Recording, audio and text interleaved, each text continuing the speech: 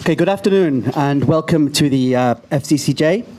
Today we have a very special guest, the Bank of Japan Governor, Mr. Haruhiko Kuroda. Before we start, I'd like to ask you all to listen to the following reporting guidelines for this press conference. Kuroda-san's speech, which will be distributed to you very shortly, is strictly embargoed until 12:35 p.m. 12:35. And nothing from the text may be reported until that time. However, anything Kuroda-san says before the embargo is lifted may be reported. I hope this is clear. Okay, so today marks exactly 2 years since Kuroda-san took over the hot seat at Nihonbashi. In April 2013, he unleashed his bazooka of monetary easing. Yet still, the central bank remains short of its 2% inflation target as the end of its 2-year time frame approaches. The question now is what the BOJ does next, especially with the economic recovery limping along and oil prices pushing prices down. Might, as some economists see, the BOJ expand this year its massive bond buying program? This and many other questions we have to ask to Mr. Kuroda. Anyway, little introduction is needed for the former Ministry of Finance official and president of the Asian Development Bank. So a little early, but without further ado, I will hand the floor to Mr. Kuroda.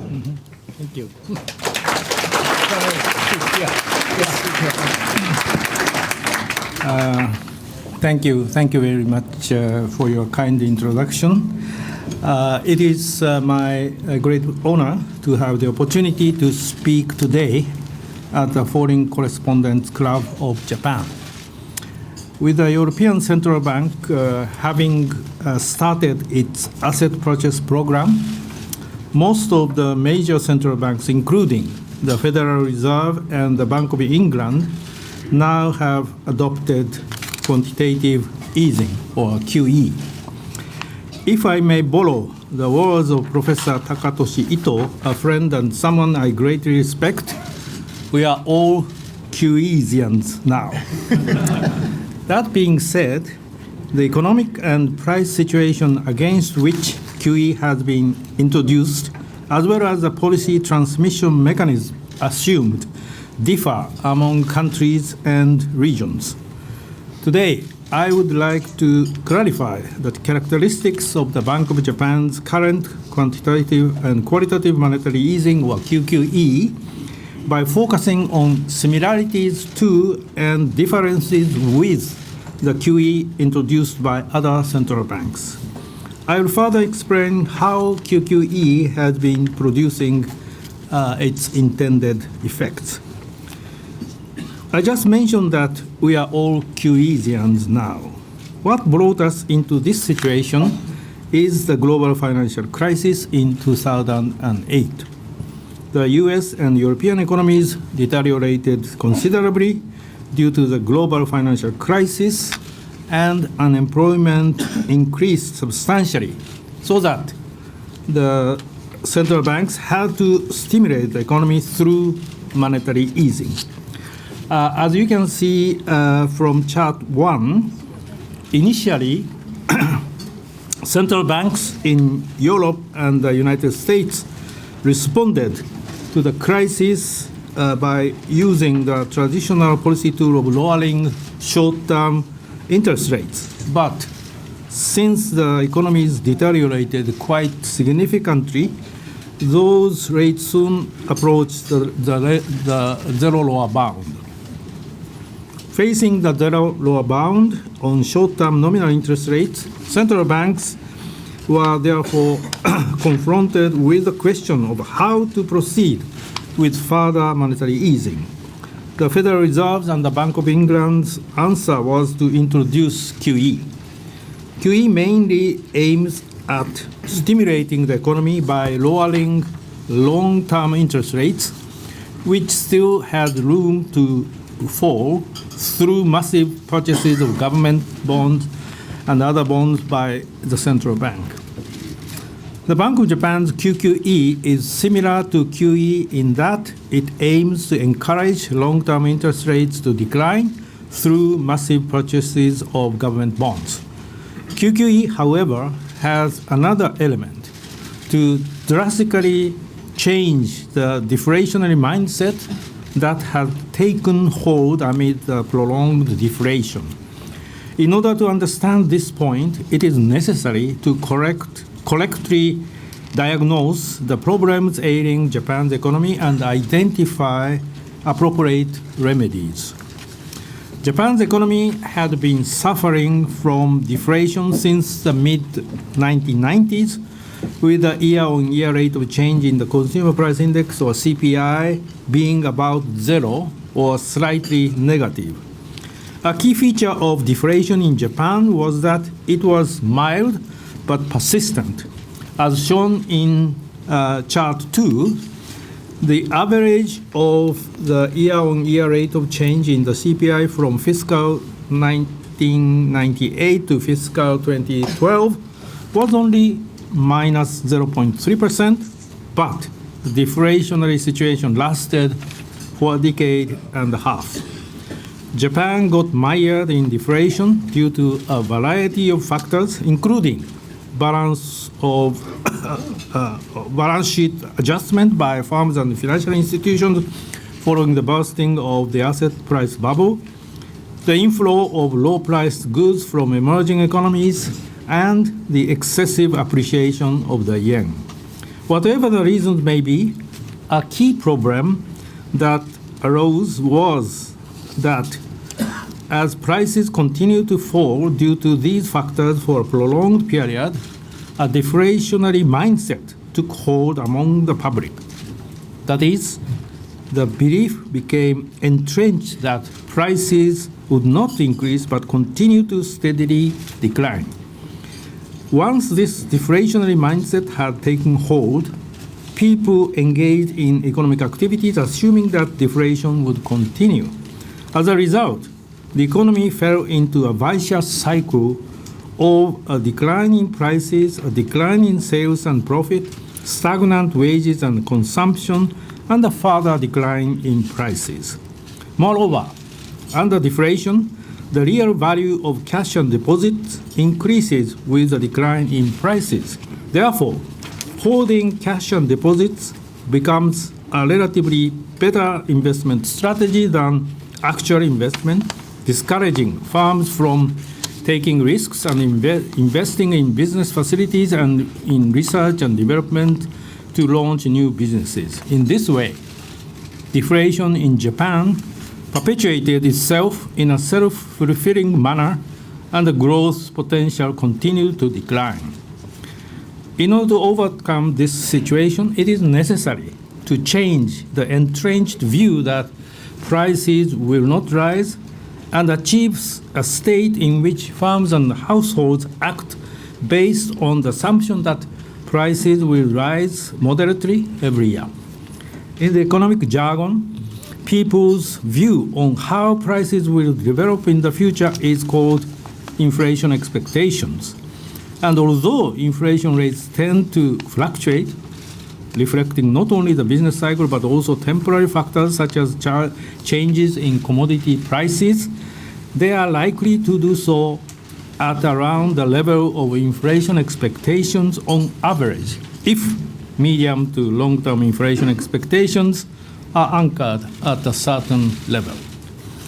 A numerical definition of what central banks consider as price stability based on a specific price index is about 2% in terms of the year-on-year rate of change in the CPI. This has become a global standard in recent years. While I will not go into detail due to time constraint, this figure, 2%, takes into account the upward bias in the CPI, that is, the tendency of the index to overstate inflation, and provide a buffer allowing to sufficiently lower real interest rates should the economy deteriorate. For Japan's economy to overcome deflation, it was necessary to dispel the inflationary mindset and raise inflation expectations, which had declined to about 0% to about 2%, and re-anchor expectations at that level. Changing people's expectations is the main aim of QQE. Attempting to change people's mindset and perceptions through monetary policy is not without historical precedent. For example, if you look at the left-hand side of chart 3, you see that while the direction of desired change was the opposite of that in Japan, the Federal Reserve under Chairman Paul Volcker was successful in the late 1970s to early 1980s in substantially lowering inflation expectations, which had been ratcheting upward through powerful monetary tightening. Since both unemployment and inflation were surging at that time, such stringent monetary tightening created both political and social challenges. Despite such difficulties, however, it was quite clear to Chairman Volcker what policy steps he had to take to lower inflation expectations. As is evident in the right-hand side of chart 3, he had to pursue strong monetary tightening by substantially raising short-term interest rates to contain inflation. On the other hand, while QQE would not aggravate unemployment, it faced another problem, namely that the tools for monetary easing were limited, given that short-term interest rates were close to zero or the zero lower bound. The thinking behind QQE is as follows. First of all, as I discussed earlier, given that short-term interest rates had declined to zero, the bank, like the Federal Reserve and the BOE, decided to put downward pressure on long-term interest rates through massive purchases of government bonds. The bank then focused on the fact that what influences economic activity is not nominal but real interest rates, that is, the interest rate level obtained by subtracting inflation expectations from nominal interest rates. In this regard, the fact that inflation expectations in Japan were well below the price stability target of 2% provided a way to break through the deflationary mindset. If the bank could raise inflation expectations, real interest rates would fall, stimulating economic activity by firms and households. In this sense, raising inflation expectations is both an objective of QQE and at the same time the key to implementing the QQE transmission mechanism to overcome deflation. This raises a question of how people's deflationary mindset can be changed and inflation expectations can be raised. For firms and households with a deflationary mindset to start thinking that from now on, we'll act based on the assumption that prices will rise by about 2% every year. It is necessary, above all, that the central bank fully commit itself to achieving 2% inflation. Based on these considerations, the bank committed itself to achieving the price stability target of 2% at the earliest possible time, with a time horizon of about 2 years, and to maintain the target in a stable manner. And as a means to this end, the bank introduced large-scale monetary easing in the form of QQE. A decline in real interest rates can be expected to stimulate private demand, such as business fixed investment, private consumption, and housing investment. Such an increase in private demand, in turn, reduces the output gap, that is, the amount of slack in the economy as a whole, thereby putting upward pressure on prices. And once people actually experience inflation, this will boost their confidence in the bank's commitment, leading to a further rise in inflation expectations and reinforcing the aforementioned processes, forming a virtuous cycle. This is the mechanism through which QQE aims at raising inflation and inflation expectations to 2%. So far, I have talked about the theory of QQE, but to what extent has this policy actually been exerting any effects? First of all, as a result of the bank's massive purchase of JGB or Japanese government bonds, long-term interest rates have further declined. As indicated by the red line in chart 4, 10-year JGB yields have recently been around 0.4%. Moreover, the average interest rate on new loans has declined to historic lows of about 0.9%. In addition, people's perception of inflation has clearly changed. Various indicators of medium to long-term inflation expectations show clear increases since the introduction of QQE. For example, the figure presented in the consensus forecast was 0.8% in October 2012, but has risen to 1.5% of rate. Therefore, real interest rates, including long-term ones, have become clearly negative. Also, people and business feel that in their daily life, the inflation environment has been changing substantially. Let me cite two noteworthy examples.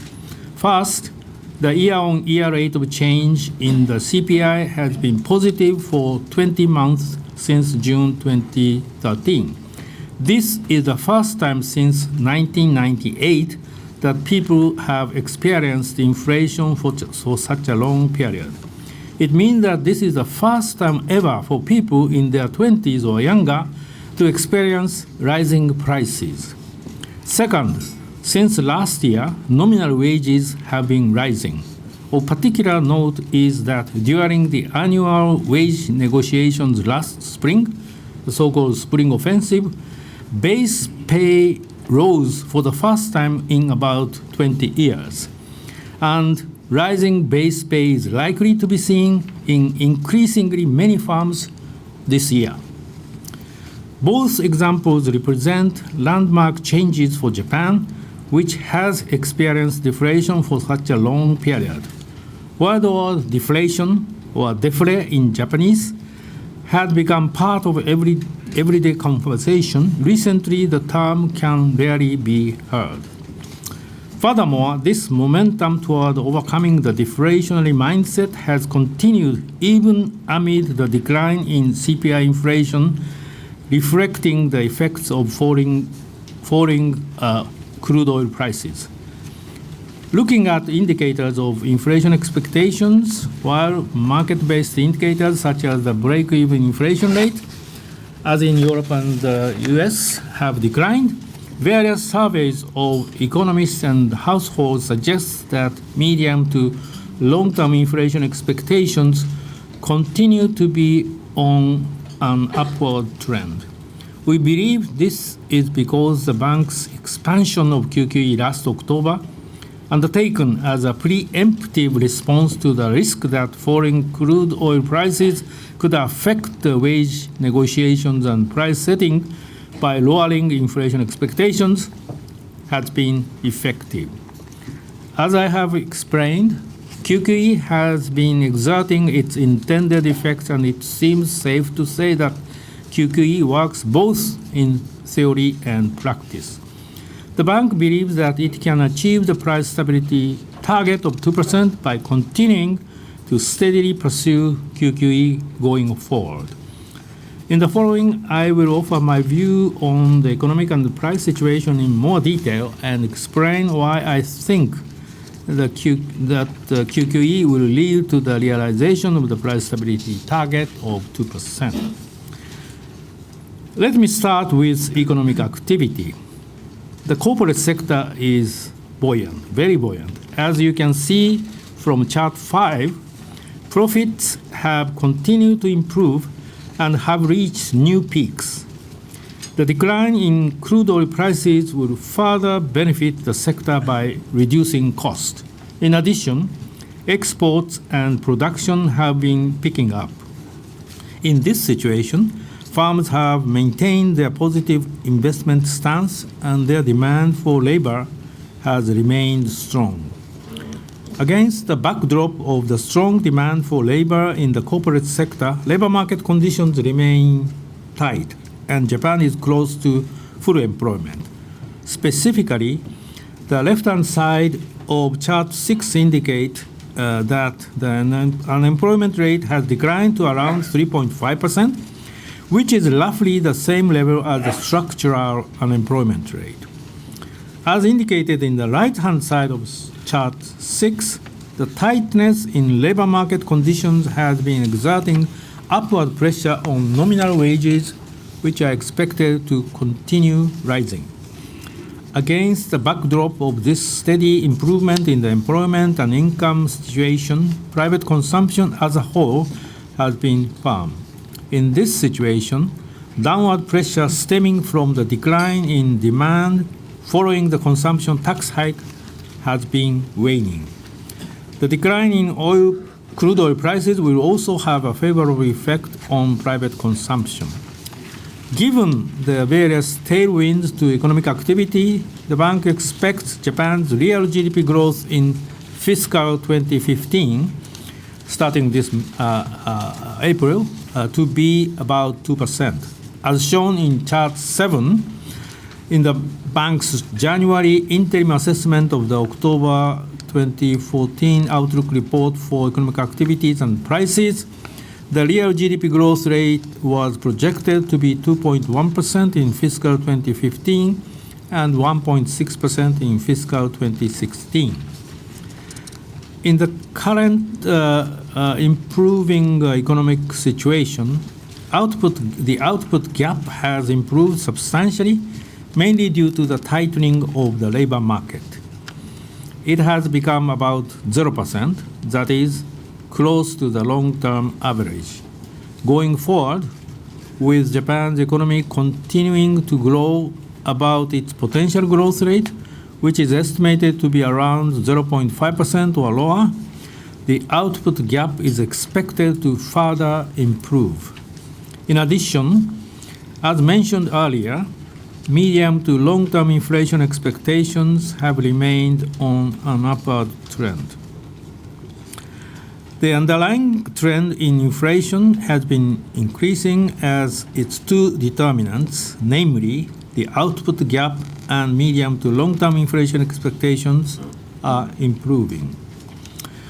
As you can see from chart 8, however, in terms of the year-on-year rate of increase in the CPI, excluding fresh food and stripping out the direct effect of the consumption tax hike, inflation has slowed since last summer, due mainly to the substantial decline in crude oil prices and registered 0.2% in January. Going forward, the rate of increase is expected to be around or about 0% due to the effect of the decline in energy prices and is likely to remain at that level for the time being. However, the underlying trend in inflation is expected to continue to steadily increase in the future. Therefore, as the effect of falling crude oil prices on the year-on-year rate of change, that is the base effect, dissipate, CPI inflation will accelerate and achieving 2% CPI inflation will come in sight. Chart 7 indicate that based on the assumption that crude oil prices will rise moderately from their current levels, CPI inflation is expected to reach 2% in or around fiscal 2015. The timing of this could be somewhat sooner or later than envisaged, depending on the developments in crude oil prices. However, if it is clear that the timing in which the 2% target will be achieved depends mainly on fluctuations in energy prices. Market participants will not draw any unwarranted conclusions with regard to monetary policy, as they know that the base effect caused by changes in energy prices will eventually disappear. Needless to say, the bank maintains its policy stance that it will make adjustments as necessary without hesitation when there are changes in the underlying trend in inflation, especially in developments in inflation expectations, in order to achieve the price stability target at the earliest possible time. To conclude my speech, I would like to talk about strengthening the growth potential of Japan's economy. As seen in Chart 9, Japan's potential growth rate has been on a declining trend since the 1990s. Reasons include demographic trends such as the decline in the working age population, as well as regulatory and institutional factors that have hindered corporate activities and impeded competition. In order to raise the growth potential, it is necessary to remove such factors that hamper private entities' proactive economic activities. Consequently, it is encouraging that various regulatory and institutional reforms have steadily been implemented through the government's growth strategy. In this context, I would like to highlight that overcoming deflation itself will contribute to raising Japan's growth potential. Investment and innovation in the private sector are key to economic growth, and the role of the government's growth strategy is to create an environment in which firms can thoroughly pursue business opportunities. In addition, overcoming deflation and achieving an economy and society in which economic entities take action on the assumption of 2% inflation will revive firms' and households' animal spirits. If that happens, people will start to take more risks and invest in new ventures, which in turn is likely to give rise to innovation. With firms and households becoming more proactive, it will become even clearer which regulatory and institutional aspects have hampered growth. I think one of the reasons why only some progress has been made in regulatory and institutional reforms is that the momentum toward reform was lacking, as private entities were not sufficiently proactive. The emergence of real needs for reforms will be a major driving force to push ahead with regulatory and institutional reforms. Under QQE, the deflationary mindset is steadily being dispelled. The bank aims to contribute to strengthening the growth potential of Japan's economy through its continued effort through QQE and by achieving the price stability target of 2% at the earliest possible time. Today, I have talked about the challenges facing Japan's economy and the characteristics of QQE as a remedy for those challenges. The greatest lesson from Japan's experience is that the best is not to fall into deflation in the first place, since there is a danger that once the economy has fallen into it, deflation becomes protracted. If there is a risk of deflation, policy authorities should make every effort to prevent the economy from falling into it. Having said that, even if the economy becomes trapped in deflation, it is possible to overcome deflation through innovative monetary policy. By succeeding in getting the economy out of deflation through QQE, the bank hopes to provide a case in point. If the bank can show that even if the economy falls into deflation, there are policy measures to escape from it, this will strengthen confidence in central banks' ability to achieve their price stability target, which reinforces their ability to anchor inflation expectations. Well-anchored inflation expectations, in turn, help to prevent the economy from falling into and becoming trapped in deflation in the first place. In this regard, success of the bank's QQE has important implications, not only for Japan's economy, but also for monetary policy around the globe. Thank you very much for your attention.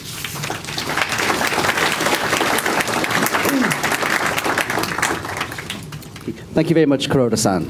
Okay, now we're going to open the press conference to some questions from the working press. Just a few things. Please state your name and affiliation clearly. And as we have limited time, please restrict it to one question only and keep the question short. No long speeches, please. So we should take the first question from Jake. Governor Kuroda, thank you for coming today. Jake Schlesinger with the Wall Street Journal. One question, but maybe more than one part, but short. Are you confident that you have defeated deflation already? And if not, A, are you confident that the central bank on its own has the tools to defeat deflation? And B, what do you consider the single biggest hurdle, the single biggest challenge to overcoming deflation? Thank you for raising the fundamental question faced by many central banks all over the world, because after the substantial decline of oil prices, this inflationary situation has been developing very fast. And as you may know, even not only in the Eurozone, but also in the United States, headline inflation rate is now negative. Deflation is usually defined as continuous price decline. So just temporary negative rate of inflation in the US or in the Eurozone does not mean sort of deflation is now in those economies. On the other hand, as I said, Japan has or had experienced deflation, basically 15-year-long continuous price decline up to 2012. Now we have been in positive inflation rate for 20 months, but our target, price stability target, is 2%, and not just one shot or temporary 2% inflation, but 2% target be or 2% inflation or around 2% inflation must be maintained in a stable manner. So from that perspective, we are still halfway, so to speak. And we have not yet completely eradicated the inflationary mindset. Although in the last 20 months, inflation rate has been positive, but I think deflation, or I should say deflationary mindset, has not been completely eradicated. We are only on the way toward 2% inflation. I think there are many tools. Actually, as I said, the Federal Reserve, Bank of England, now ECB, and as well as, of course, the Bank of Japan have been making various innovative monetary easing,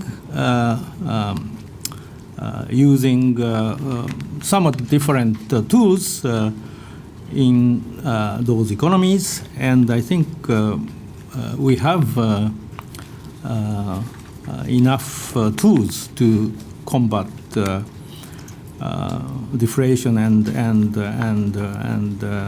to achieve price stability. But I can also say that given 15-year-long deflation in Japan and inflation expectations, which used to be sort of anchored around zero, it's quite challenging for us to achieve 2% price stability target. On the other hand, in the United States, as you know, inflation expectations appear to be well anchored around 2%. What's the second? And the single biggest challenge. Single biggest challenge. As I said, unlike in the US or in Europe, Japan had experienced quite prolonged deflation, and eradicating deflationary mindset and anchor inflation expectations around our target is fairly challenging. Okay, next question, please. You, and then Anthony.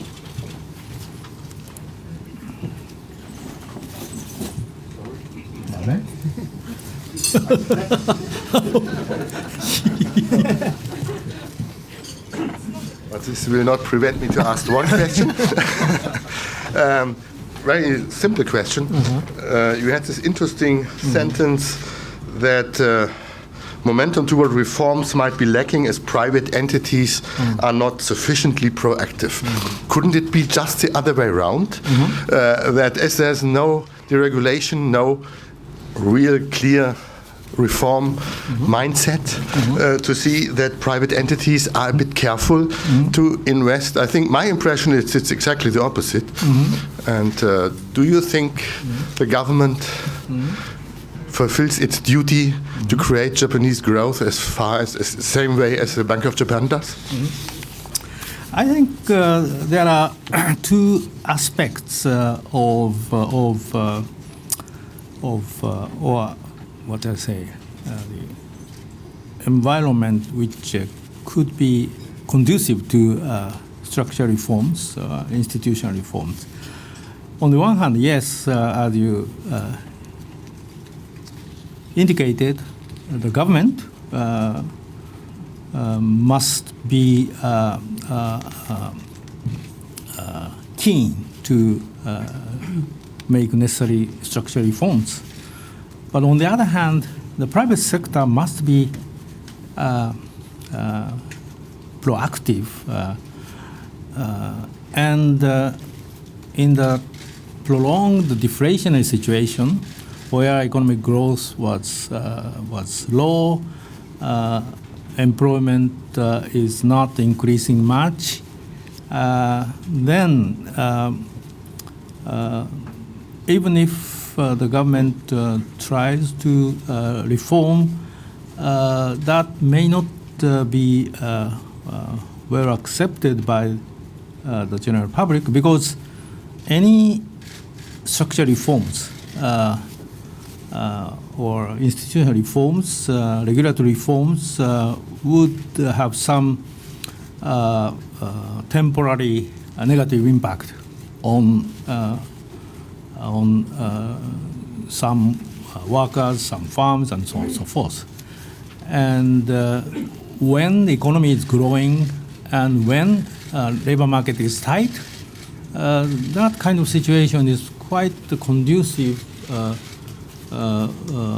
for structural reforms to be pursued by the government. So I think, yes, I agree that the government must be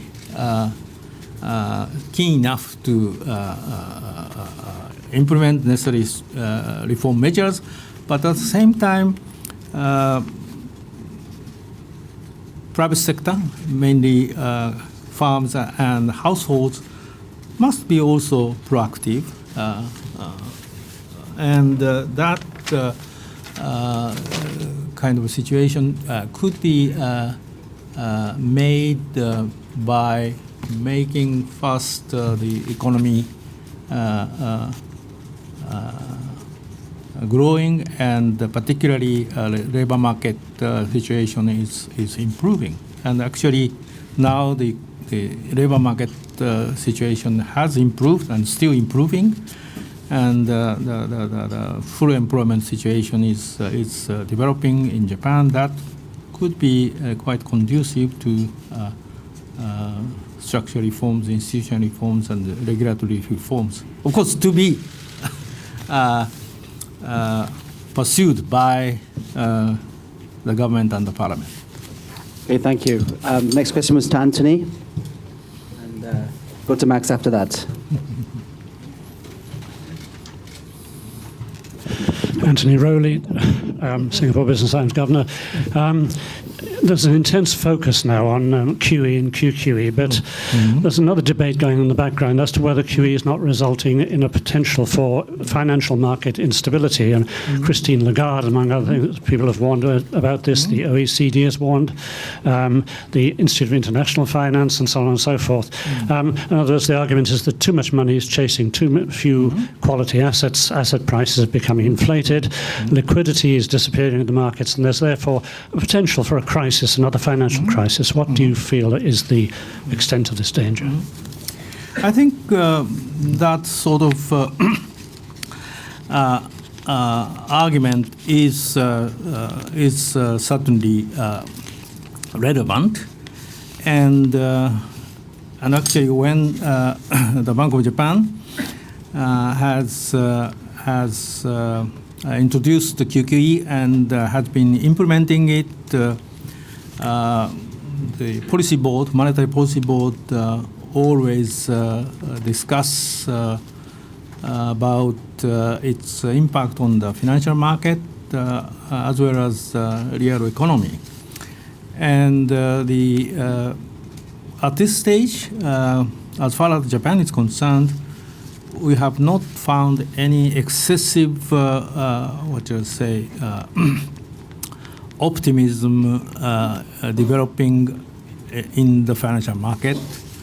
But we will continue to carefully monitor financial markets in coming months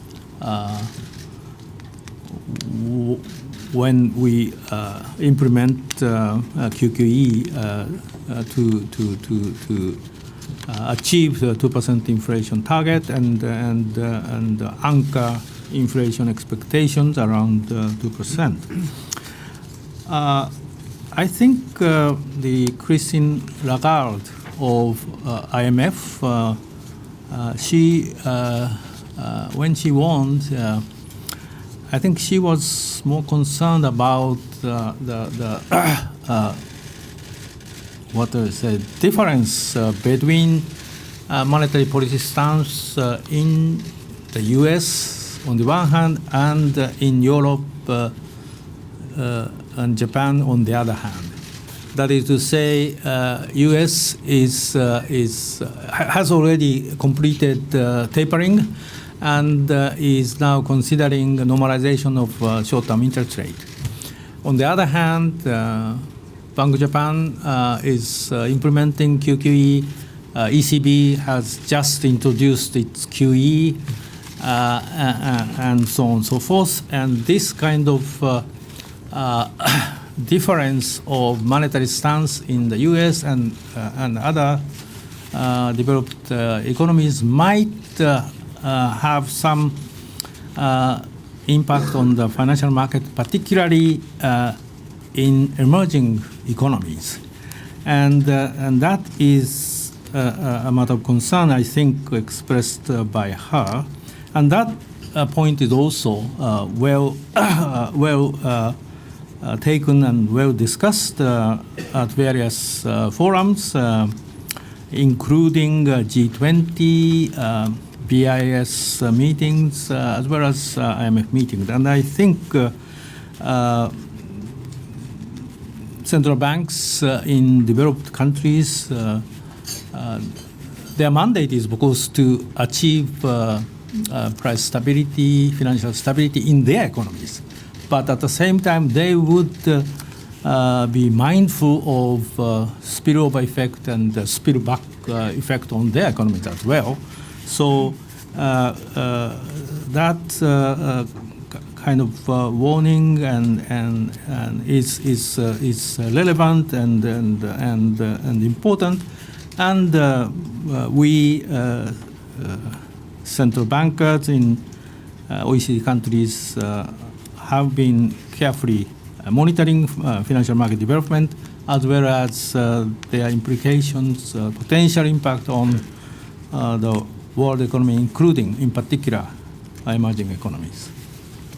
Okay, the next question was for Max, and then the gentleman with the bow tie. And then we'll come here.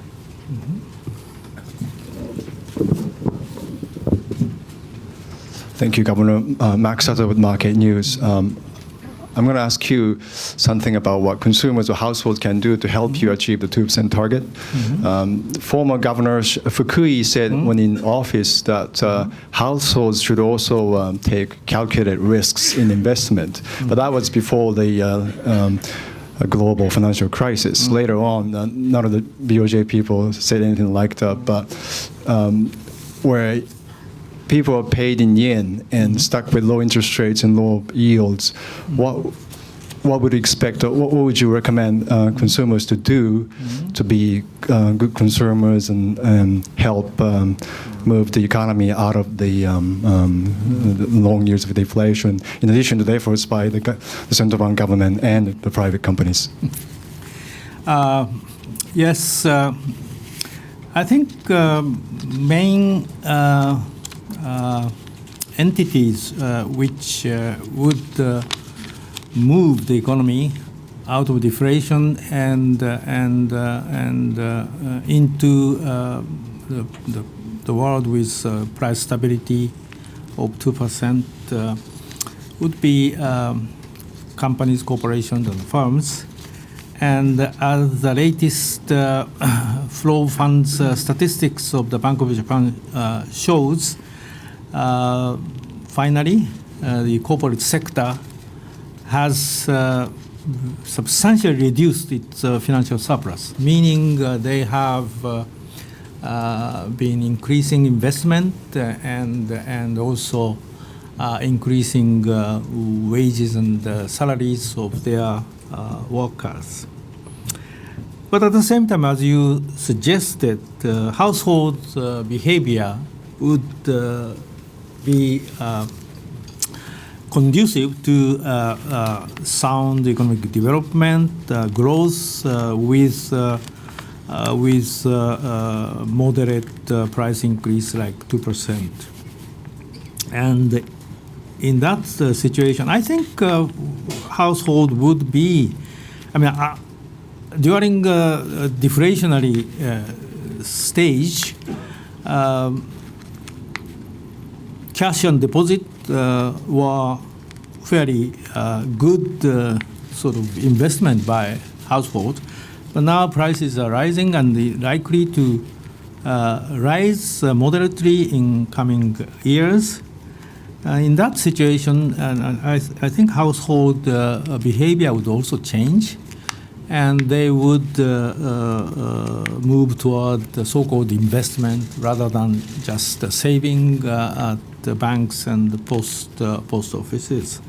And already the new system NISA is attracting huge number of households, and I think this is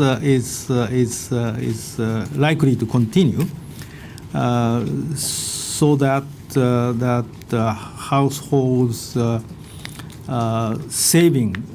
savings could be channeled into productive investment by the corporate sector. Thank you. This gentleman here, and then Governor Kuroda, my name is Patrick Walter. I'm with the German newspaper Frankfurter Allgemeine. and that's German Frankfurter Allgemeine. I would like you to ask a more broader question. After the financial crisis, there was a lot of talk of that the Bank of the Federal Reserve, the ECB, the Bank of England has learned from the Bank of Japan and the experiences of Japan in the 90s. Can you tell me, to turn the point around, what the BOJ has learned from the Federal Reserve and the ECB and the BOE after the financial crisis? Very interesting question. I can respond to your interesting question by saying that certainly we have learned, and also we will continue to learn from their experience, particularly Federal Reserve, because among 4 major central banks, Federal Reserve is likely to be the first to exit from the QE and normalize interest rate. When and how, of course, is a matter very much discussed among people. But anyway, how Federal Reserve would manage this normalization process is a very useful and interesting experience to be learned by other central banks.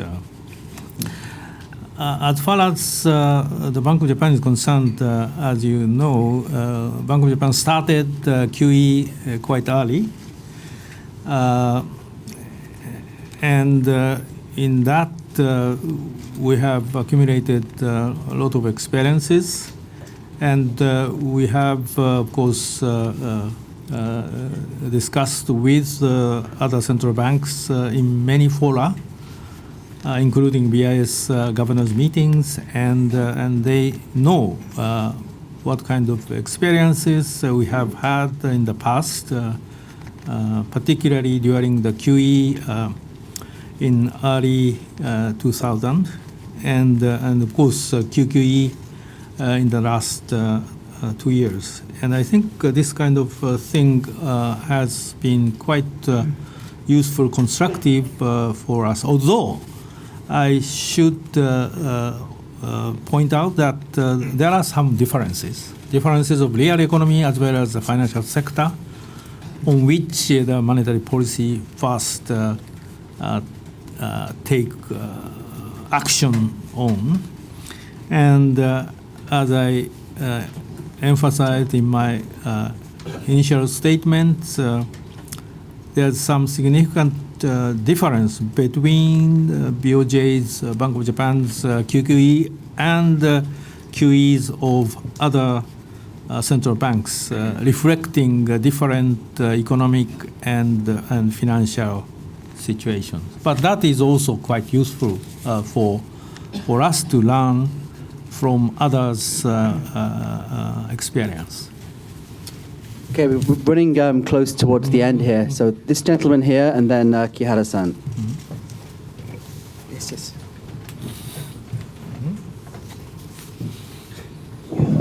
Thank you, Governor. My name is Stefano Carrera for the Italian Economic Daily newspaper. It's a fact that there is an ongoing debate around the world on the risk of currency wars. So, how do you see this debate? And since recently, the blame game has somewhat shifted from BOJ to the European Central Bank. Can you, tell us how, as you see them, the differences on the underlying situation, on the fundamental situation for the monetary policy in Europe and in Japan? Thanks. Thank you. I really don't see any sort of currency war developing in the world now. By the way, as you know, this phrase or word was created by some central bankers or finance ministers outside of the U.S. when U.S. Introduced QEs and when the dollar depreciated substantially against many currencies. Then the Bank of Japan introduced QQE, and the yen certainly depreciated against the dollar.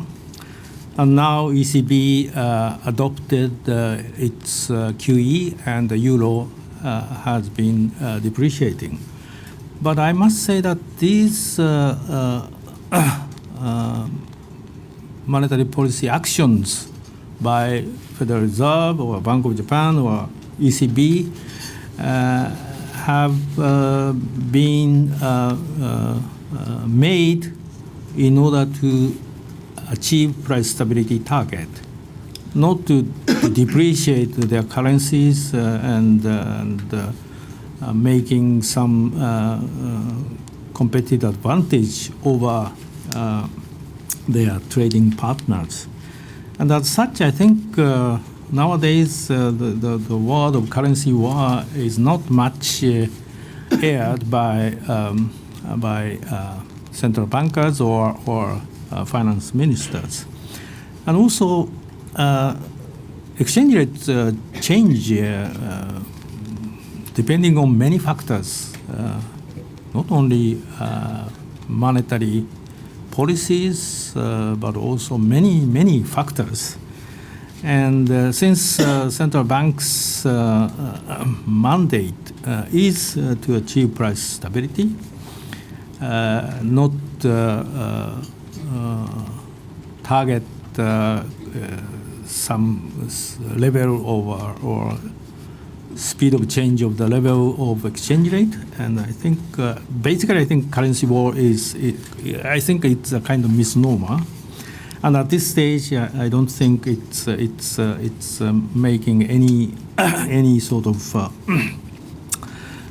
problem among central bankers, not just among developed countries, but also in emerging economies. Emerging economies, as I said, when the U.S. Federal Reserve adopted the QEs, and when the dollar depreciated substantially, some emerging economy people complained about the currency war, depreciation of the dollar. But now I don't think such kind of thing has been very much discussed. Okay, thank you. So the lady in the blue, she's been waiting a long time. And hopefully, we can get to your question. I'm Kyoko Hasegawa with AFP. My question is really, really simple. I'd like to ask you about your evaluation on the latest Shunto, the spring offensive. And you already said it's a positive move, but to what extent? Is it enough to support the obstacle of the looming next sales tax hike? No, thank you very much. Since wage negotiations are still going on, and even sort of results would be known only, I think, May or June.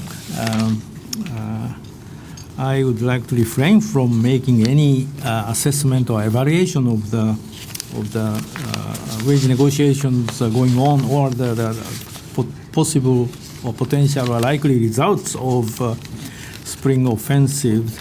But as I said, last year, the base pay rose fast in the last 20 years. And this year again, as you can see, many companies, corporations are granting base pay increase as well as significant bonus payment. And if this continues, and that would be certainly a very good sign of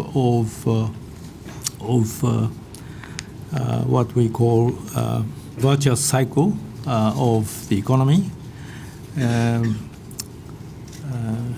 because income and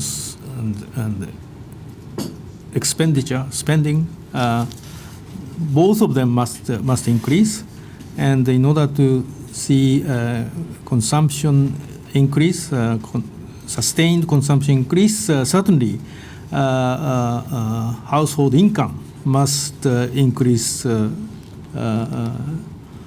a sustainable manner, and this positive development would be quite conducive to increasing household income and increasing household expenditure. In the last 12 months or so, because of consumption tax hike of 3%, inflation rate, headline inflation rate has been raised by 2%. So what I said, 0.2% in recent months is as a matter of core inflation, including consumption tax hike direct impact, would be 2.2%. So if you subtract 2.2% from nominal wage increase or nominal employee income increase, then could be negative, but that would disappear from April. And on top of that, of course, if nominal wages continue to increase or even accelerate, that would be very good to increase real income and increase real expenditure. We have time for one more question. One more question. Okay, Kara-san, last one. Let's keep it short.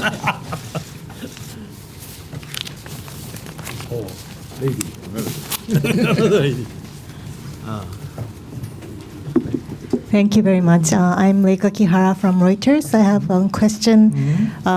Sorry to stray away from monetary policy a little bit, but because you were the former head of the ADB, I want to ask about the China-backed development bank plan. The G7 nations, the European participants of G7 have expressed their willingness to participate in China-backed AIIB. Do you think Asia needs two development banks? And do you think Japan should participate as well? Although I was president of the Asian Development Bank for more than 8 years, at this moment I'm governor of the central bank and completely out of this question, so I can't respond to your question directly. But on the one hand, yes, there are huge needs, demand for infrastructure investment in Asia. But on the other hand, the World Bank and the ADB have been helping developing countries in Asia to improve infrastructure for the last, for ADB, nearly 50 years. For World Bank, maybe 70 years, or more than 70 years. And they have accumulated their knowledge, know-how, experience, and so on and so forth. That may be the most I can say. Okay, thank you very much. We have to draw this to a close now. So, thank you very much, Kuroda-san. And here we have a year's honorary membership to the club. So please come and drink at the bar and discuss monetary policy with us. Thank you. And if everyone could please remain seated to allow the governor to leave, it'd be much appreciated. Thank you. Thank you very much.